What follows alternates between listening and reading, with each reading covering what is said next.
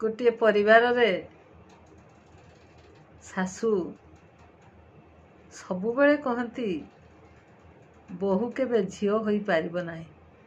एटा मु मध्य सुनिछि, किंतु शाशु कहीं भाबु नाहंती जे बहु निश्चित झियो होई पारिबो। कारण शाशुंकर झियो मध्य अन्य कहा घरर बहु, तेणु शाशु सबुबले हसी हसी बहु को जेमिति हेले दुई पद सुनाई दियंती।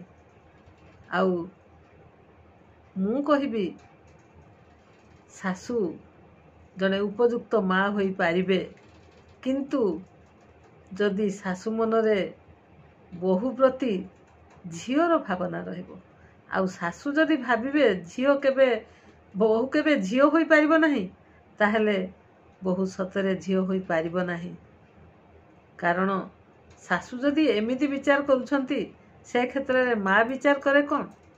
भगवान को हाथ जोड़ी प्रार्थना करे, भगवान मो झियो जोउठी अछि सुखरे थाउ, मु जहा विपद सबु सम्मुखीन करिछि मो झियो ऊपर केबे विपद न पड़ू, मु जहा कष्ट सहिछि मो झियो ऊपर कष्ट न पड़ू, मो झियो सबुबले सुखरे थाउ। शाशु मते एक कथा कहीं केबे कहि पारंती नाही।